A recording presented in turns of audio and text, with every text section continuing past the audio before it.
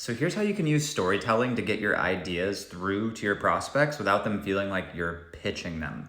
Stories are a third party, they are separate from you, so they go unfiltered in the mind. Whereas if you directly tell somebody what you want them to think, they're going to have resistance because they can tell that you have an agenda. So just slip it in through a story or through a third party, and it's going to be way less resisted, and it's actually going to be accepted way easier. So an example of this is if I'm helping a prospect overcome fear of investing, I might tell them the story about how I overcame that fear, which is a real story. So 4 or 5 years ago, I was dead broke on unemployment, living on my aunt's couch, and I had just gotten fired from my engineering job, and I had no idea what I was gonna do next in my life. So I found a mentor in sales, and I went through the whole process with him, and ended up being like an 8K investment. I was super hesitant to go for it, right? Like I felt the nerves, I felt my palms sweating.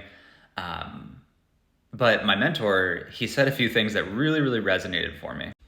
Now, this is where we have them hooked about, oh my God, what did the mentor say to him? And this is where we can really speak and suggest some new ideas, some new ways of thinking without directly attacking a person.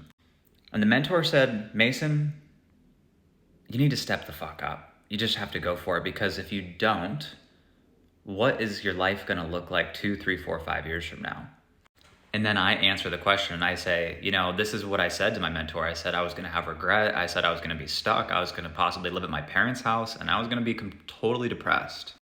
So Mr. Prospect, let me ask you, if you ask yourself that same question in this situation, what would be the answer for you?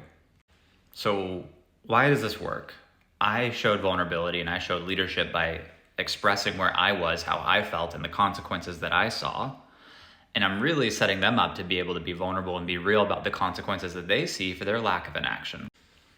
Sometimes we need to use stories and get creative with these ways of really making it easy for people to answer these things. Otherwise, they'll just give you surface level answers and resist it.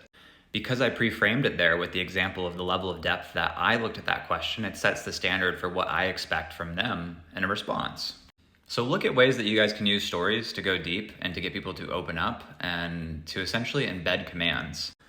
In that story, I said, you need to step the fuck up. The you is pointing at the prospect. Even though it was the story about me, unconsciously, that word you still points to the person in front of me. It just goes beneath their filter.